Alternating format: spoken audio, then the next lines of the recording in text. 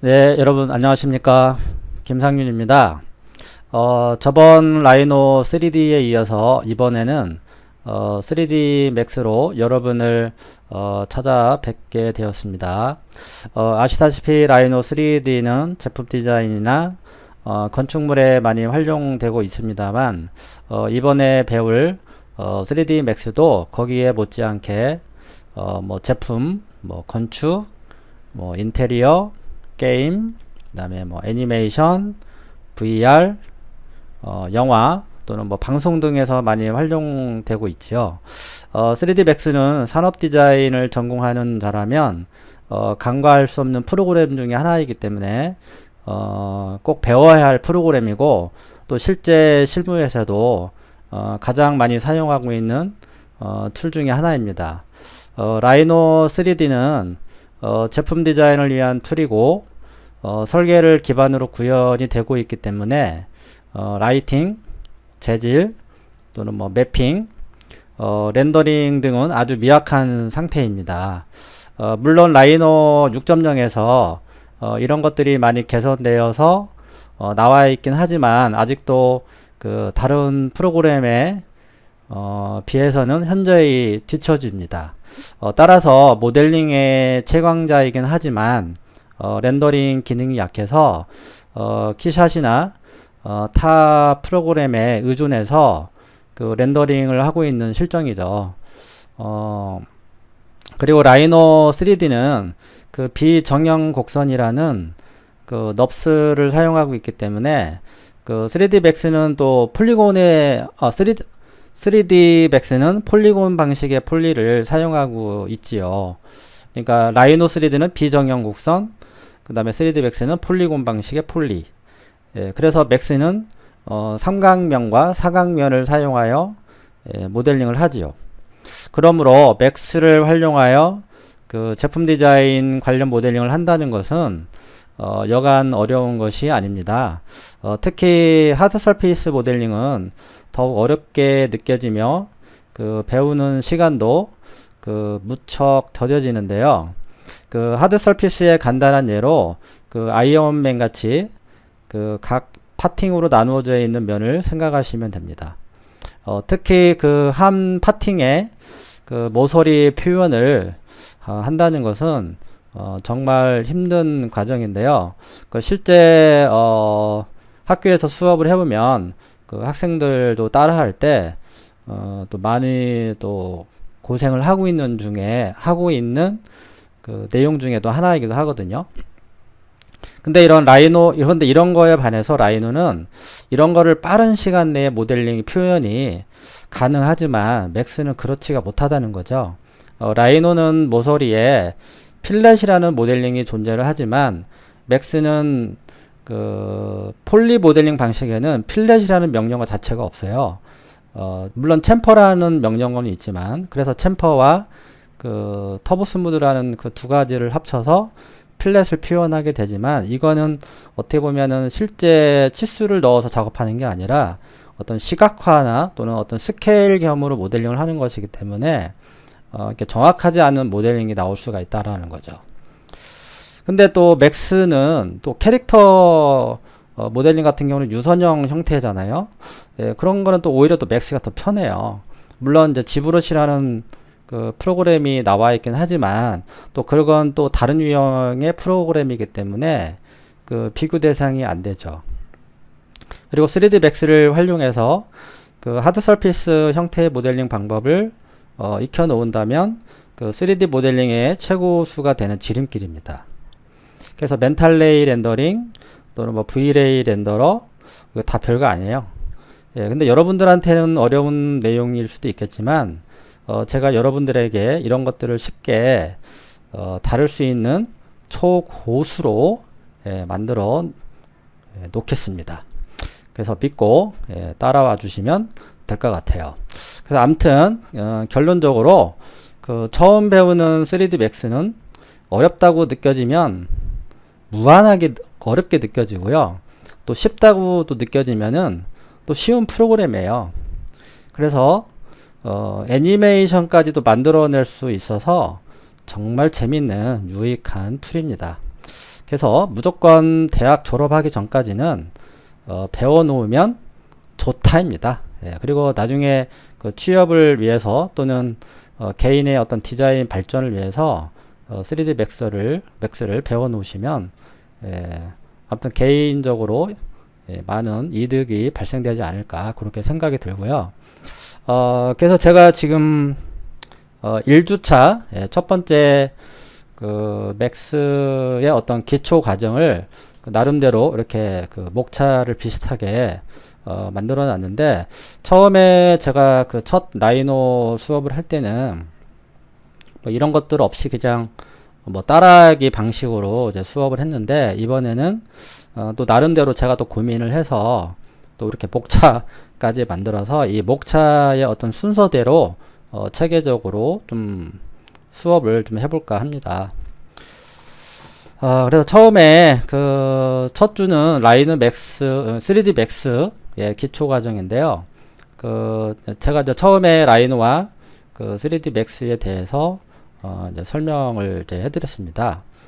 그래서 아까 제가 이제 언급했던 것들을 이제 잠깐 보여드리고 넘어가도록 하겠습니다. 보통 이제 맥스로 이렇게 검색을 해보시게 되면은 뭐 물론 이제 제품도 이제 많이 보이게 되고요. 그 다음에 뭐 인테리어도 보이고, 그 다음에 건축물도 보이고, 뭐 이런 폭파 효과, 물론 맥스 자체에는 이런 기능이 있긴 하지만 좀 미약하기 때문에 어떤 플러그인을 설치를 해서 그 맥스에 어떻게 보면 이제 투직을 한다고 생각하시면 돼요. 그래서 여러 플러그인을 설치를 해서 그 막강한 프로그램으로 이렇게 만들어낼 수가 있는데, 거기에 반해서 또 마야라는 또 프로그램이 있어요. 근데 마야는 또 워낙 또 고가의 또 프로그램이고, 예전에는 그랬죠. 그때 예전에는 마야가 그 가격이 1950만원, 맥스는 한 3,400 정도 이제 했었거든요. 그래서 마야는 처음부터 그런 그 모든 기능들이 풀 옵션으로 탑재가 되어 있는 프로그램이라고 생각하시면 되고요.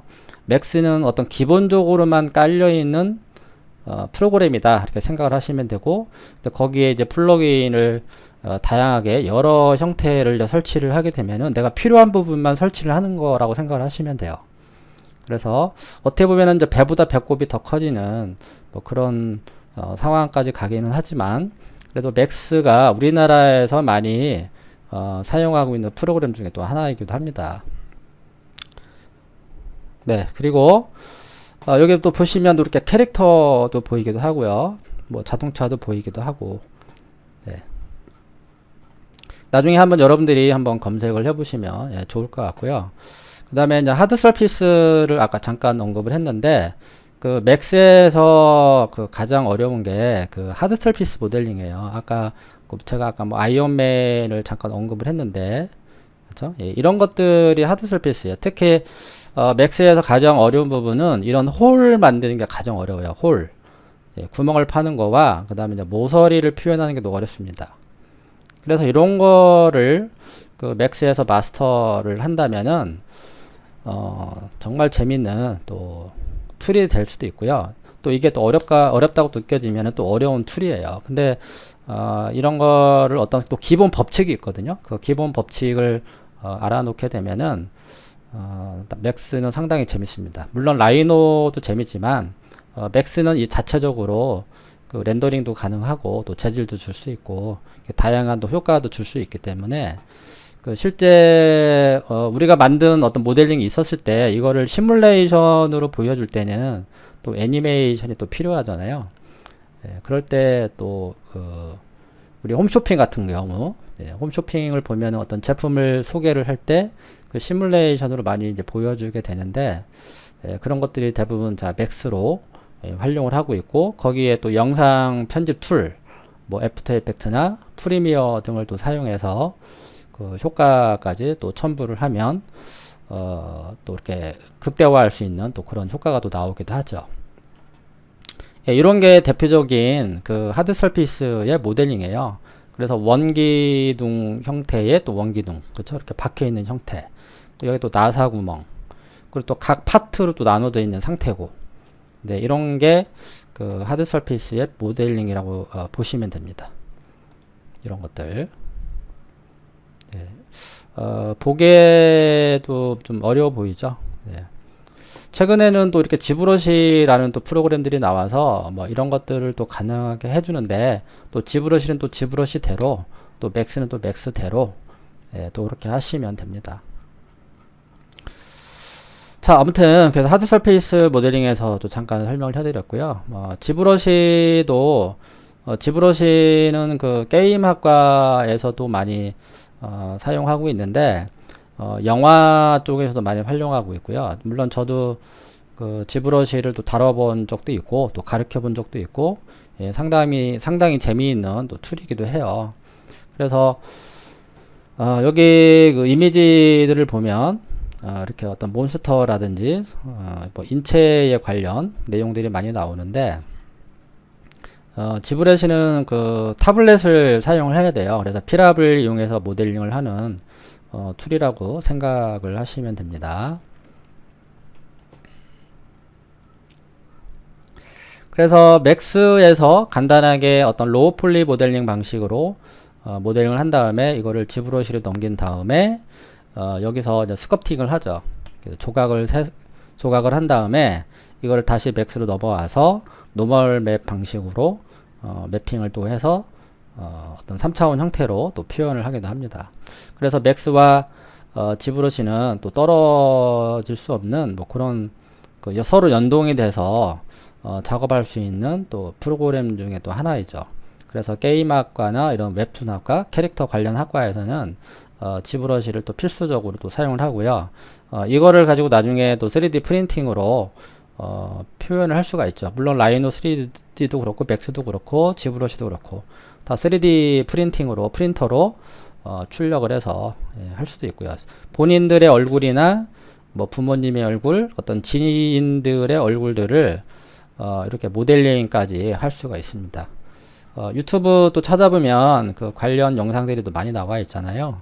그래서 혹시 관심 있는 여러분들이 있다면 뭐 이런 것도 배워놓으면 상당히 재밌어요. 또 배우는데 또 어렵지도 않고 사실 실제 보면.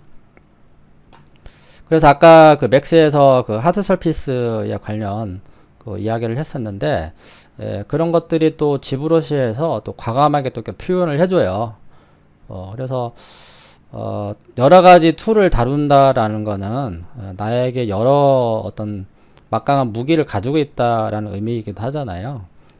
그래서 뭐 요거를 잠깐 소개를 해드렸습니다. 네, 그리고 자, 그러면 이제 맥스를 이제 여러분들이 다운로드를 하고 이제 설치를 이제 해야 되는데요. 그 오토데스크라는 그 사이트에 가면은 이렇게 이제 이게 첫 메인 화면이거든요. 그러면 오른쪽 이제 상단에 그 메뉴가 있습니다. 그럼 거기에 다운로드, 그 다음에 다운로드 유어 소프트웨어를 갑니다. 그래서 여러분들이 만약에 학생이라면은 그 학생 버전으로 이렇게 무료로 다운받아서 쓸 수가 있어요. 물론 이제 로그인을 하셔야 돼요. 그래서 현재 여기 있는 버전은 2020 버전인데, 제가 이제 앞으로 수업 중에 가르칠 버전은 2017 버전입니다. 그러면 버전이 높은 게 더 좋지 않겠냐라고 이제 뭐 질문을 하실 수도 있겠지만, 2020 버전은 지금 최근에 나온 버전이잖아요. 그래서 뭐 어떻게 좋다고 생각하겠죠. 당연히 뭐 여러 가지 기능들이 들어갔지만, 근데 최신 버전일수록 버그가 상당히 많아요. 그리고 여기에 또 반하여 그 버그에 대한 어떤 오류를 이렇게 개선할 수 있는 것들이 좀 많이 이렇게 늦어요. 그렇기 때문에 어떤 프로그램이든 간에 최신 나온 프로그램 버전들은 좀 약간 좀 사양을 하시고 그 이전 버전으로 돌아가서 작업을 하시는 게 더 좋습니다. 그런 버전을 사용하는 게. 그래서 저는 이번에는 2017 버전으로, 그래도 제일 안정적인 또 버전이기도 하거든요. 그래서 그 2017, 2018, 2019, 2020 이렇게 이제 올라왔겠죠. 그래서 그 사람들은 2017을 이제 고집을 하는데, 그 이유는 그 멘탈레이 렌더러라는 그 렌더라가 이제 탑재가 되어 있고, 그 다음에 여러 플러그인들을 또 사용할 수 있다는 또 장점이 있고요. 그래서 이번에는 2017 버전으로 여러분들한테 설명을 할까 합니다. 그래서 여기 그 설치를 하시면 돼요. 예, 다운로드를 하셔가지고 예, 설치를 하시면 될 것 같습니다. 그 설치 과정은 로그인 하시면 다 알아서 설치가 될 거예요. 그리고 설치가 되고 나서 그 업데이트를 반드시 예, 해주셔야 합니다. 네, 나오죠, 이렇게. 네, 그래서 해당 버전에 맞게 그 설치를 해주시면 돼요. 그래서 업데이트를 꼭 해주시면 거기에 나타나는 여러 가지 어떤 버그나 오류 등을 그 해결을 할 수가 있습니다. 제가 영상에 그 제 얼굴을 띄워놓고 하는 거는 이제 처음이긴 한데, 네. 앞에 가끔씩 예, 제 얼굴을 예, 보여주면서 예, 작업을 하도록 하겠습니다. 자, 그리고 이제 맥스의 기본 환경 이제 설정에 대해서 이제 설명을 이제 하고요. 그 다음에 이제 3D 맥스의 UI 설정, 그 다음에 3D 맥스를 화면을 어떻게 다루는지, 그 다음에 트랜스폼 기즈모라는 것을 사용해서 물체를 선택을 하고 이동을 시키고 회전을 하고 그 다음에 스케일을 주는 예, 여러 가지 그 방법에 대해서 예, 설명을 하겠습니다. 그래서 첫 번째, 자 이제 본격적으로 3D Max의 그 첫 수업을 이제 시작을 하도록 하겠습니다. 자, 첫 번째, 자동 백업, 그 다음에 물체에 대한 셀렉션 방법, 그 다음에 메인 툴바의 아이콘 사이즈 체크, 그 다음에 디스플레이 드라이버 설정, 자, 단위 설정 확인. 자, 요거에 대해서 잠깐 언급을 하겠습니다. 자, 요거는 창을 왼쪽으로 좀 빼놓을게요. 자, 우리가 이제 모델링을 하다 보면은, 맥스는 이제 3D 프로그램이기 때문에 그 연산을 또 하게 되잖아요. 그럼 이제 오류가 이제 있으면은, 다운이 될 확률이 높아요. 또 그렇게 또 가끔 또 많이 일어나고. 그래서, 어떤 데이터가 큰 거를 가지고 모델링을 하다 보면은, 갑자기 꺼지는 경우가 있기 때문에 언제든지 그 백업을 해 주셔야 됩니다.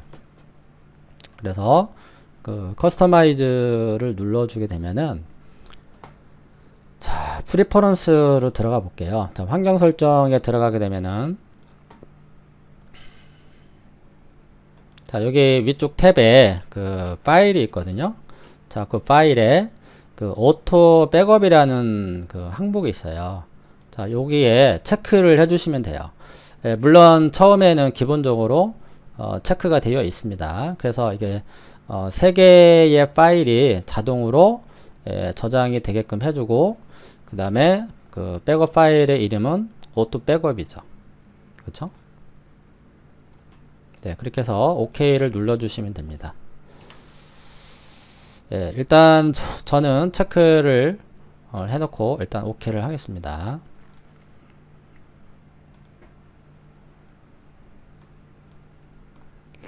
네, 그래서 아까 맥스에서 환경 설정한 그 오토 백업을 한 그 데이터는 그 PC에 그러니까 마이 컴퓨터의 그 문서에 그다음에 3D Max의 오토백이라는 폴더가 있거든요. 요 안에 들어오면은 얘가 이제 5분 단위로 이렇게 저장을 합니다.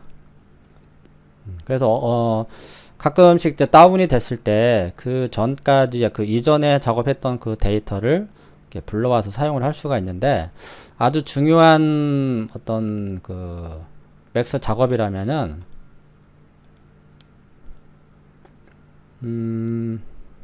백업 파일의 개수를 뭐 5개 내지 10개 이상으로 올려주면 좋겠죠. 그리고 그 백업 할 수 있는 그 시간 단위를 5분 단위로 해주시면은 5분마다 저장을 해요. 근데 뭐 이것도 되게 좋은 기능이긴 하지만, 만약에 어떤 용량이 큰, 예를 들어서 뭐 500메가 또는 600메가 또는 1기가까지 되는 그런 데이터를 열어놓고 이거를 자동 백업으로 해놓으면은 뭐라고 할까요? 5분마다 얘가 저장을 해요. 그러면 저장을 하는데 한 10초가 걸린다고 가정을 합시다. 그럼 내가 모델링을 할 때마다 5분마다 10초씩 자꾸 렉이 걸리는 것처럼 느껴져요. 아무것도 작업을 못하는 거죠. 저장하는 동안에는. 그래서 저 같은 경우는 이거를 꺼버리고 그냥 수시로 세이브를 하는 방식으로 사용을 하고 있거든요. 여러분들은 그래도 처음에는 체크를 하고 작업을 하는 거를 추천을 합니다. 자, 그리고 씬 셀렉션 이제 한복 설정이었는데 또 마찬가지예요. 자, 커스터마이즈 또 프리퍼런스로 들어가게 되면은 첫 번째 제너럴 그 탭이 있어요. 거기에서 여기 보면 씬 셀렉션 또 항목이 있습니다. 네, 여기 보면 오토 윈도우 크로싱 바이 디렉션이라고 되어 있잖아요. 이것도 체크를 해 주십시오. 이거는 마우스의 방향을 의미하는 거예요. 라이트에서 레프트로 갔을 때 크로싱 기능을 사용하라 라는 의미예요. 그래서 요거는 체크를 해 놓으면 상당히 편리한 기능입니다. 그래서 요거는 이거에 대한 기능은 제가 나중에 본격적으로 이제 맥스 막 또 수업 들어갈 때 예제 만들 때 그때 다시 한번 또 언급을 할 거기 때문에 일단 체크를 해 주십시오. 혹시 라이노를 배웠던 자라면 이 기능이 무엇인지를 아마 이해를 하실 거예요. 뭐 간단하게 하나 보여드릴까요? 말 나온 김에. 그러면 자, 이렇게 물체가 있었을 때 마우스가 왼쪽에서 오른쪽으로잖아요. 그럼 이거는 이제 윈도우 기능이죠. 이 사각형 안에 들어간 물체가 하나죠. 그러면 하나가 선택되는 거죠. 지금은 두 개죠. 완벽하게 사각형 안에 들어가야 됩니다. 이렇게 걸쳐져 있는 거는 선택이 안 돼요. 이렇게 반드시 사각형 안에 들어가야 된다는 거죠. 근데 크로싱은 마우스를 빈 공간에서 클릭을 하고요. 왼쪽 버튼 누르고 그 다음 왼쪽으로 이렇게 드래그를 하면 점선이 나와요. 이 점선은 걸쳐져 있거나 포함을 하면은 무조건 선택이 됩니다. 이게 라이노 기능이랑 똑같죠. 선택하는 방법이. 그래서 그럼 이거 꺼져 있으면 어떻게 되나요? 사용을 할 수가 없어요. 이게 꺼져 있게 되면은 여기 위쪽 메인 툴바에 윈도우 크로싱이라는 거를 사용을 해서 윈도우 크로싱 등을 이렇게 활용을 한다라는 겁니다. 일단 환경 설정 잠깐 설명하고 나중에 제가 이제 UI에 대해서 또 설명을 해드릴게요. 지금은 환경 설정이니까. 자, 그리고 이제 노트북을 쓰는 또 학생들이 또 많이 있잖아요. 그쵸? 그럼 여기 위쪽에 보면 이 툴바의 아이콘이 상당히 커요. 그렇기 때문에 노트북 사용자들은 요거를 활용하시면 좋은데요. 이 메인 툴바의 아이콘을 작게 만들 수 있는 기능이 있습니다. 자, 여기 위에 보면은 use large 툴바 버튼이라는 게 있죠. 그렇죠? 네, 요거를 활용하시는 거예요. 그래서 이 체크를 해제를 하게 되면은 툴바의 버튼이 작아져요. 그래서 요거를 잘 활용하십시오. 지금은 이제 체크가 되어 있기 때문에 큰 형태로 툴바를 사용을 하겠다라는 거잖아요. 그래서 이제 노트북 사용자들은 이거를 체크를 해제해 주시고 OK를 한 다음에 맥스를 다시 한번 재부팅을 해 주셔야 됩니다. 그렇게 되면은 된다. 네. 자, 그 다음에 디스플레이 또 드라이버 설정인데, 뭐 지금은 이제 안 그런데 예전에 그 그래픽 카드가 좀 싼 거를 쓴다거나 뭐 또는 뭐 PC방에서 내가 맥스를 뭐 과제를 하는 상황이 생겼어요. 뭐 또는 아니면 그 아주 오래된 컴퓨터나 또 아주 오래된 노트북을 사용했을 때 이 맥스를 설치를 하고서 이 뷰포트가 나타나지 않을 때가 있습니다. 그럴 때는 환경 설정을 해주시면 좋은데요. 또 프리퍼런스에 들어갑니다. 그래서 뷰포트에 들어오면은 여기 지금 제 거를 보시면 이제 제가 사용하고 있는 그래픽 드라이버가 이렇게 이제 표시가 되고 있잖아요. 그래서 이 choose 드라이버를 눌러주시고 거기에서 제일 낮은 요걸로 해주시면 됩니다. 그래서 요걸로 해주면은 가끔 요 바탕화면에 있는 이 그리드가 보이지 않을 때가 있어요. 그냥 그 회색으로 다 표시가 되는데, 예, 그럴 때는 요걸로 선택을 해주시고 OK 버튼 눌러주시고 그 다음에 또 OK, 그 다음에 또 맥스를 껐다가 다시 켜주시게 되면은 그래픽 드라이버가 설정이 되고요.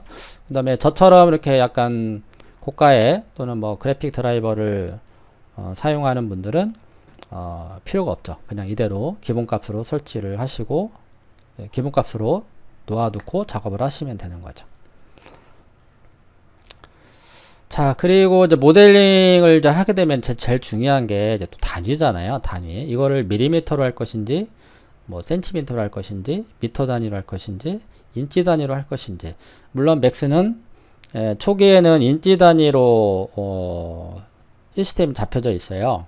그래서 우리가 나중에 뭐 여러분들이 할지 안 할지는 모르겠지만 인테리어 같은 어떤 그런 공간을 모델링을 하겠다. 예, 그럴 때는 커스터마이즈 거기에, 예, 여기 그 팝업창에 보면 유니트 셋업이라는 게 있잖아요. 예, 그 유니트 셋업을, 예, 눌러서 여기 위쪽에 보면 그 시스템 유니트 셋업이라는 버튼이 있습니다. 자, 요거를 클릭을 하셔서 이거를 인치로 할 것인지 피트로 할 것인지 여러 가지의 단위가, 예, 나오고 있죠. 예, 그래서 그때 필요할 때마다 그 내가 모델링을 어떻게 하느냐에 따라서, 예, 이거를 선택을 해주시면 되는데, 물론 일반적으로는, 예, 인치로 하시면 돼요. 여기에 모든 옵션들의 그 변수들은 다 인치로 최적화되어 있습니다. 그래서 나중에 인테리어나 어떤 건축 모델링을 할 때는 밀리미터나 센티미터로 바꿔서 모델링을 하시면 됩니다. 네. 그래서 확인해 주시면 되고요. 또 착각을 이제 하는 게 있는데, 반드시 이 시스템 유니트 셋업을 눌러야지 여기에서 바꾸는 게 아닙니다. 예. 이거는 디스플레이 유니트 스케일이에요. 그렇죠? 디스플레이. 그래서 메틀이라고 되어 있는데, 만약에 여기를 이제 밀리미터로 이렇게 바꿔놓은 상태에서 OK를 하게 되면요. 너무 크게 그렸네요. 작게 한번 그려볼게요. 자, 요 끝에를 가보면은 여기 이제 밀리미터가 이렇게 표시가 되고 있는데요. 지금 소수점이 세 자리가 나와서 그런데, 자, 한번 볼까요? 네, 죄송합니다. 자, 밑에 여기 파라미터를 보면은 지금 여기 그 단위 표시가 이렇게 눈으로 확인이 되잖아요. 네, 요거를 의미하는 거지 실제 전체 단위를, 예, 바꾼 건 아니에요. 물론 이 상태에서도 모델링 가능해요. 하지만 제 개인적으로는 이거를 바꿨다면은 여기도 같이 바꿔주시는 게 좋아요. 똑같이, 예, 여기가 밀리미터면은 여기도 같이 밀리미터. 네. 근데 요런 그 단위가 표시가 되면 또 이렇게 불편해 보일 수도 있거든요. 그래서 그냥 밀리미터를 만약에 바꿨을 때는 그냥 제너릭 유니트에 체크하고 OK 해서 작업을 하시면은 본인이 설정을 했기 때문에 누가 봐도 밀리미터라는 걸 알고 있잖아요. 예, 그러니까 이 상태에서 이렇게 작업을 하시는 게 제일 좋아요. 예, 다시 원래대로 돌려놓도록 하겠습니다.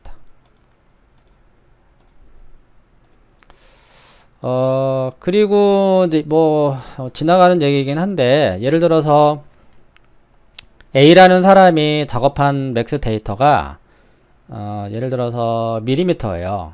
근데 제가 지금 작업하고 있는 이 화면은 인치 단위잖아요.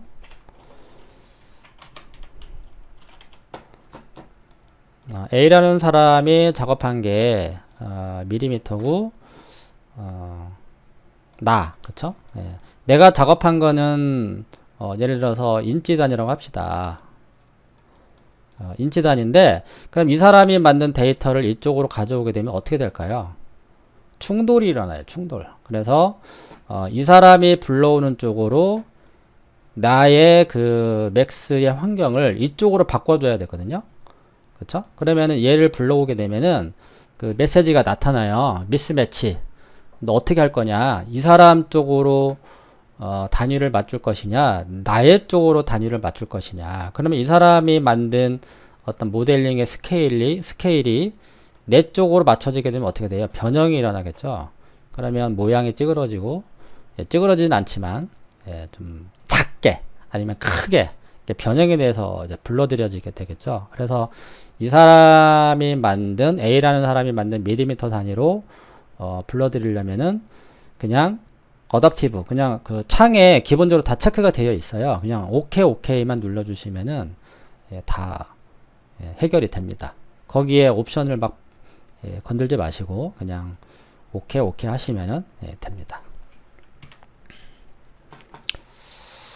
자, 그리고 맥스의 UI에 대한 설정 방법에 대해서 설명을 해드릴게요.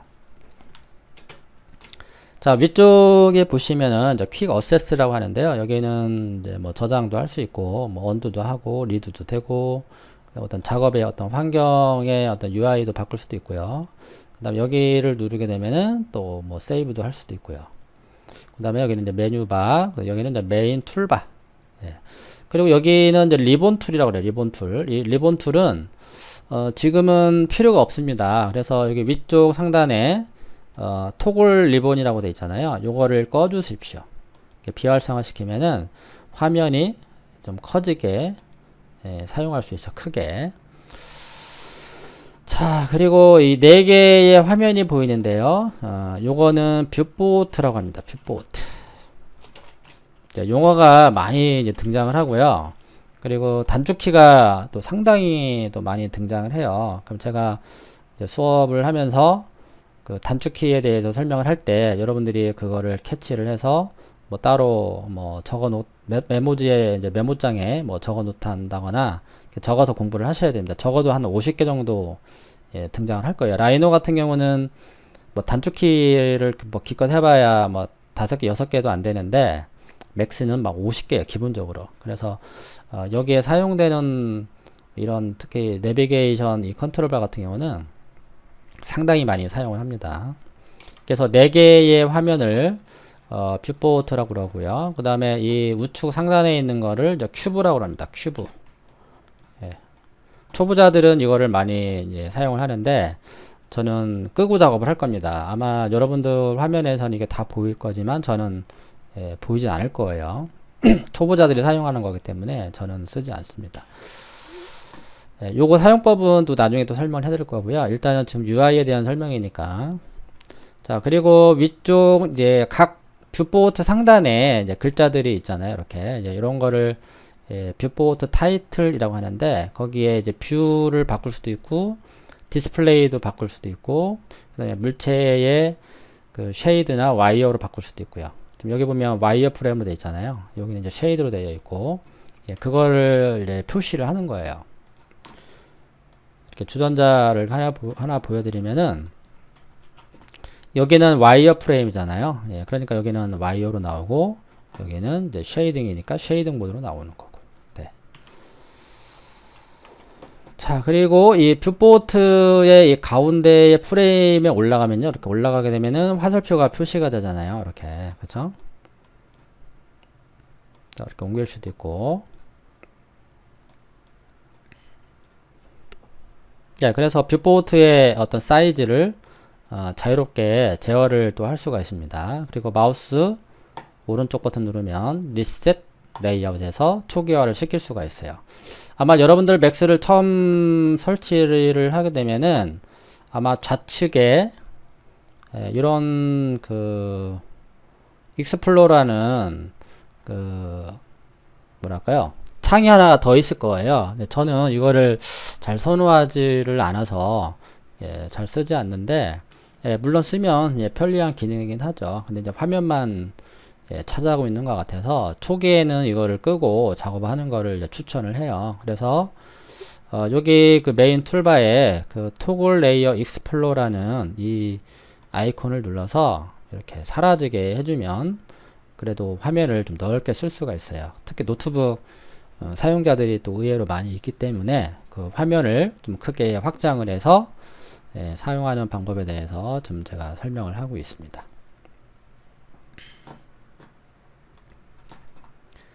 자, 그리고 아래쪽을 한번 살펴볼까요? 참, 요거, 뷰포트 좀 더 추가 설명하겠습니다. 자, 오른쪽에 보면은 여기를 이제 커맨드 패널이라고 그래요. 자, 커맨드 패널은 이제 모든 명령어의 집합 장소라고 보시면 되는데, 여기에서 마우스를 이렇게 잡고 이렇게 왼쪽으로 당기면은 요 가운데 경계 이렇게 확장이 되죠. 뭐 확장성이 대단합니다. 예전에 옛날 버전들은 이게 확장이 안 됐거든요. 근데 지금은 이렇게 확장이 돼요. 그러면 왜 굳이 이렇게 확장을 시켜놨을까요? 이 정도로 명령어가 존재를 한다라는 겁니다. 제가 하나 보여드릴게요. 자, 여기 보면 파티클 시스템이라고 나오잖아요. 거기서 PRA를 한번 눌러볼게요. 자, 옵션을 확장을 하도록 하겠습니다.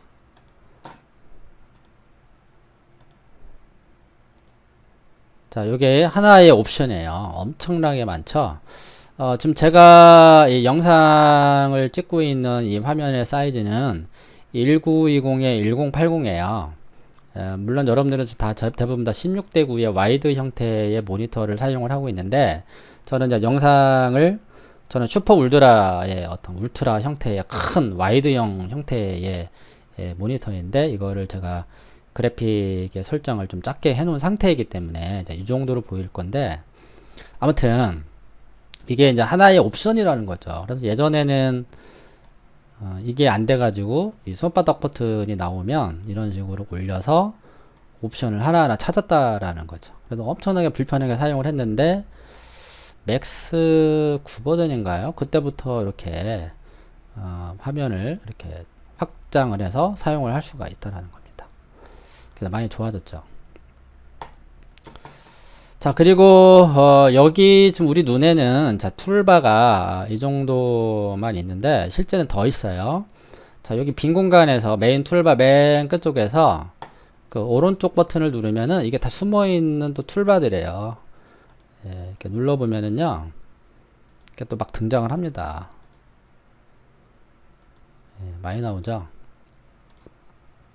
그래서 이런 식으로 해서 툴바를 꺼내 가지고 또 이렇게 탑재를 하고 또 사용을 할 수가 있는 거죠. 이렇게, 그죠? 네, 지금은 이런 것들은 이제 다 필요가 없기 때문에 이렇게 언도킹을 해서 없애주도록 합니다. 그리고 아래쪽에 나오는 이 숫자들이 보이는데, 이거는 이제 타임 슬라이더라고 그래요. 그리고 아래쪽에 이 숫자가 써져 있는 이 공간은 트랙 뷰라고 합니다. 트랙 뷰. 애니메이션을 할 수 있는 공간이라고 생각을 하시면 되겠습니다.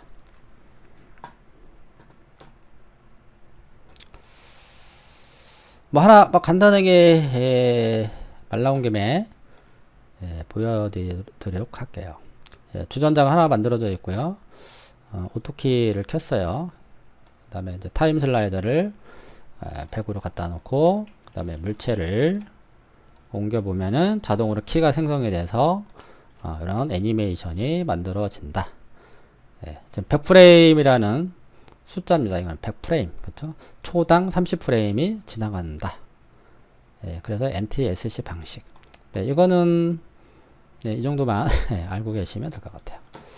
그래서 애니메이션이 완료가 되면 오토키를 끄는 거죠. 그래서 플레이를 하고 나중에 이걸 가지고 동영상으로 저장을 할 수가 있고, 이거를 이제 영상 편집 툴에 가져가서 이제 사운드와 어떤 여러 가지 효과, 음향 효과를 넣어서 하나의 어떤 영상으로 재탄생이 되는 거죠. 자, 그러면 됐고요. 그 다음에 여기 중앙 하단에 있는 얘네들은 이제 좌표예요, 좌표. 이렇게 마우스 커서가 움직이는 대로 좌표가 표시가 되고요. 여기가 이제 이 십자가 영역의 이 가운데가 0,0,0,0이죠. 그쵸? 여기가. 그리고 여기는요, 그 뷰포트의 어떤 뭐라 할까요? 레이아웃이라고 해야 될까요? 레이아웃. 요거 화살표를 누르면은 다양한 레이아웃이 이렇게 제공이 돼요. 이렇게 두 가지의 그 레이아웃으로 볼 수도 있고, 뭐 이런 레이아웃으로 또 설정할 수도 있고, 그렇죠? 다양하죠. 다시 원래대로 돌아가려면 이렇게 4개의 뷰. 그래서 이런 거는 캐릭터 모델링 할 때 상당히 좋습니다. 캐릭터의 정면, 그 다음에 캐릭터의 측면을 놓고 예, 동시에 모델링을 하는 거죠. 그리고 이제 4개의 뷰로 가서 또 결과를 또 확인을 하고. 예, 그래서 이거는 캐릭터 모델링 할 때 상당히 많이 사용하고 있는데, 저는 그냥 기본적으로 꺼내놓고 쓰고 있어요. 이게 필요 없다 그러면은 예, 꺼주시면 됩니다. 그게 요거예요. 뷰포트 레이아웃 테이블입니다. 예, 없어졌죠. 다시 나타나게 하고 싶으면 뷰포트 레이아웃 테이블. 예, 이렇게. 자, 그리고 아래쪽에 있는 여기 또 보면은 그리드 한 칸이 10이라고도 나와 있네요. 그리고 여기 이 공간은 그 애니메이션 관련, 그 다음에 이거는 애니메이션에 대한 플레이, 뭐 정지, 예, 프레임의 위치, 그 다음에 타임 컨피그 등등이 나오고 있고요. 자, 그리고 이제 오른쪽에 보면 이제 내비게이션 컨트롤 바라고 하는데, 자, 요거에 대해서 이제 잠깐 이제 설명을 해드릴 건데요. 자, 이거 지금 여러 가지 그 아이콘이 이렇게 표시가 되고 있어요. 자, 이거를 단축키로 다 마스터를 하셔야 됩니다. 자, 그럼 우리가 모델링을 하는 과정에 이거를 가서 이렇게 누르고 하게 되면은 어떤 신속성이 좀 떨어지겠죠. 작업의 효율성도 떨어지고. 그래서 단축키를 사용을 하게 되는데, 자, 그러면 이제 본격적으로 그 화면을 다루는 법, 예, 마우스는 또 어떻게 사용하는지, 예, 등에 대해서 설명을 해보도록 할게요. 그러면 기본적인 물체가 있어야 되겠죠? 자, 물체는 없기 때문에, 자, 오른쪽 그 커맨드 패널로 가보면은, 자, 여기 보시면 십자가 같이 생긴 애가 있어요. 이게 이제 크레이트라고 합니다. 그래서 이 크레이트를 누르고 옆에를 한번 눌러볼게요. 이렇게 눌러주게 되면 이제 각 해당 그 패널로 이동이 되는데, 그럼 아까 그 처음에 화면이 없어졌죠? 그때 크레이트를 눌러주시면 되는 거죠. 그래서 아래쪽에 있는 지오메트리, 쉐입, 그 다음에 라이트, 카메라, 그 다음에 헬퍼, 그 다음에 스페이스 웍스, 그 다음에 그 시스템, 예, 이렇게 나오죠. 예, 여기는 생성하는 곳이에요. 생성하는 곳. 네, 그렇게 알고 계시면 됩니다. 모디파이는 수정하는 곳이고, 요거는 이제 애니메이션의 어떤 관절이나 아이케 등을 예, 설정하는 곳이고요. 그 다음에 여기는 이제 모션 탭, 애니메이션을 만든 걸 가지고 뭐 편집, 네, 이라고 생각하시면 되고요. 그 다음에 여기는 이거 뭐죠? 네, 이거는 그 물체를 숨기거나 또는 뭐 카메라를 숨긴다거나 라이트를 숨긴다거나 여러 가지 예, 디스플레이 그 어떤 설정에 대한 그 창이라 보시면 되고요. 그 다음에 시스템은 유틸리티예요. 유틸리티는 여기에 어떤 필요한 예, 어떤 도구, 예, 어떤 가장 큰 도구, 예, 여기 안에 들어가면은 여러 가지 도구들이 많이 들어가 있어요. 맥스가 왜 어렵냐고 이렇게 이제 많이 물어보는데, 재질창을 하나 보여드려 볼게요. 재질창을 하나 꺼내서 이 카테고리가 상당히 복잡해요. 여기 스탠다드를 한번 눌러 볼게요. 자, 눌러주게 되면은 여기에 수많은 옵션들이 나오고, 또 거기 안에 또 들어가게 되면은 옵션들이 또 나오고, 그쵸? 누르면 또 창이 또 나오고, 이게 카테고리가 엄청나게 복잡하다라는 거. 레이트레이스 한번 들어가 볼게요. 레이트레이스도 들어와 보니까 여기에 또 관련 옵션들, 그리고 여기 밑에 맵스를 여니까 또 수많은 그 매핑 타입이 나오고, 그 다음에 재질 설정이 나오고, 라이노랑 많이 다르죠. 그렇죠? 또 여기도 그 맵 타입을 또 누르니까 또 여러 가지 또 옵션들이 또 많이 등장을 하고 있고요. 상당히 복잡하다는 거를 이렇게 눈으로 확인할 수가 있습니다. 자, 그러면은 이제 주전자를 이제 하나 꺼내서 작업을 해볼게요. 그럼 크레이트를 눌러주고요. 그 다음에 지오메트리. 그럼 여기 스탠다드 프리미티브가 나오는데, 이거는 기본적인 도형들이 있는 곳이라고 생각을 하시면 돼요. 자, 그럼 거기에 티폿이라고 되어 있어요. 그러니까 티폿을 탑 뷰에 불러드립니다. 자, 수정을 하는 방법을 좀 알아야 되겠죠? 자, 그냥 만들자마자, 자, 오른쪽에 보시면은, 레디우스가 나와요. 자, 이 레디우스는 물체의 반지름이죠. 자, 25로 조절을 했습니다. 근데 저는 이 화면이 지금 너무 어두워서 눈이 좀 상당히 피곤한데, 이 뷰포트의 어떤 밝기를 바꿀 수가 있어요. 그래서 여러분들은 이 화면이 이 다크한 색상이 마음에 들면 이대로 진행을 하시면 되고, 저는 사실 눈이 많이 필요하기 때문에 저는 좀 밝게 쓰겠습니다. 그래서 여기 커스터마이즈를 눌러주시면은 거기 커스텀 UI 스캠이라고 나오거든요. 예, 요거를 클릭을 하십시오.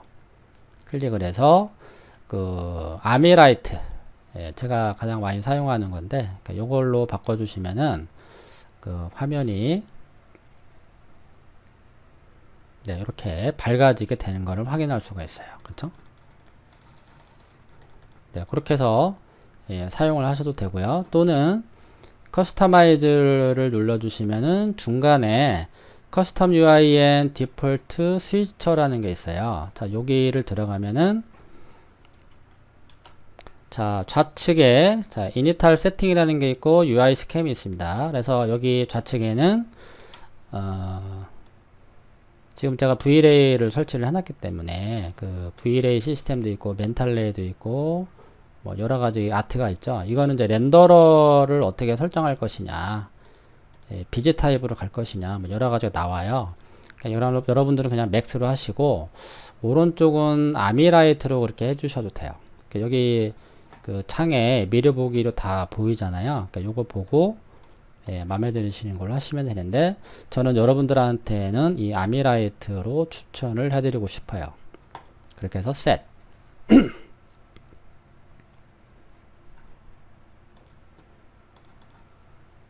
네, 그러면 이제 오른쪽에 자, 지금 바꿔놔 가지고 문제가 발생이 됐는데, 제가 이럴 줄 알고 미리 저장을 해놨습니다.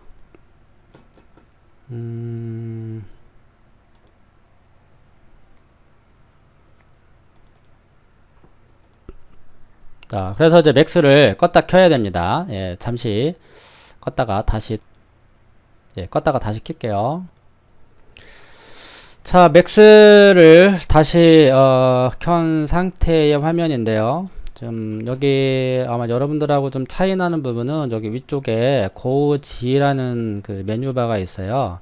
이거는 제가 그 지브러시를 활용하면서 그 지브러시에서 그 세팅을 해서 이렇게 그냥 나타난 겁니다. 여러분들은 이게 없어도 이렇게 크게 신경 쓰지 않아도 됩니다. 그리고 아까도 말씀드렸지만 여기는 토글 리본이죠. 예, 요거를 비활성화 시켜서 예, 화면을 확대를 좀 해주시고요.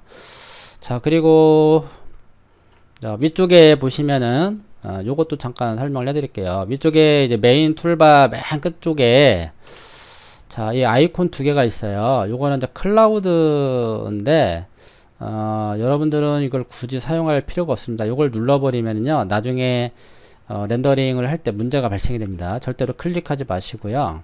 예, 지워주시면 좋겠습니다. 그래서 이거를 지우는 방법은 Alt키를 누른 상태에서 Alt를 먼저 누르십니다. 그 다음에 마우스를 왼쪽 버튼 클릭, 그래 그대로 끌어내려 오세요. 그리고 마우스와 키보드를 떼세요. 손을. 그리고 지우세요. 예. 여기도 마찬가지입니다. Alt를 먼저 눌러주시고 오토데스크 A360 갤러리를 클릭, 드래그 내려와서 삭제. 예스. 그래서 제일 중요한 거는 요거예요. 자, 이게 렌더링 하는 기능인데, 자, 요거를요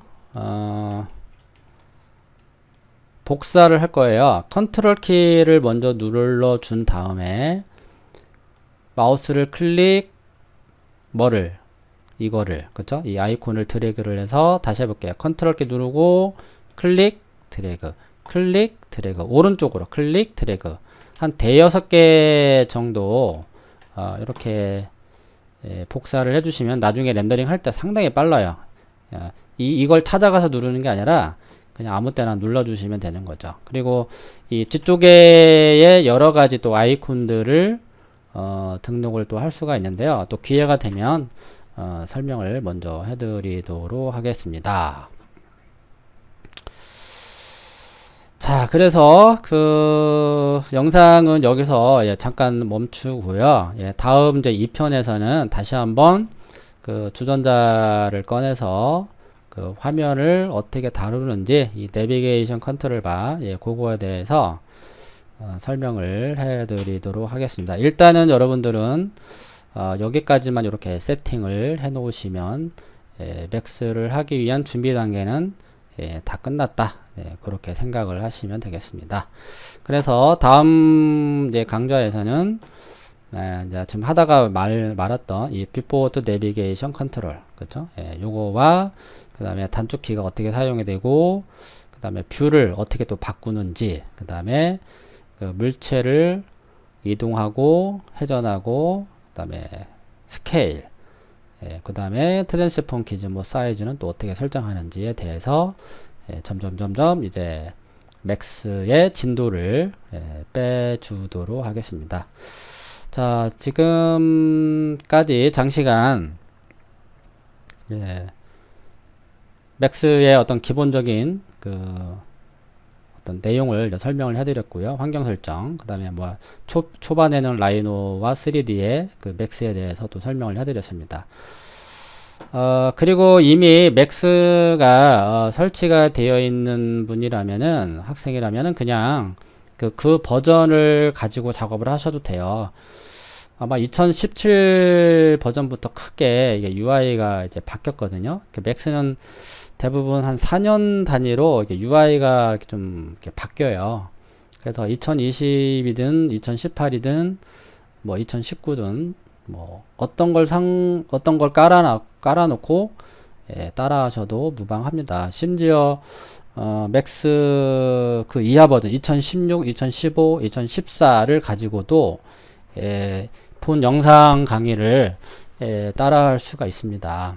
물론 색상이 다를 뿐이지 그 기능과 위치는 똑같습니다.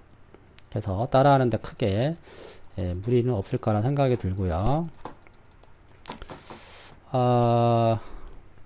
네, 그러면 다음 편에서 또 이어서 설명을 해드리도록 하겠습니다. 네, 감사합니다.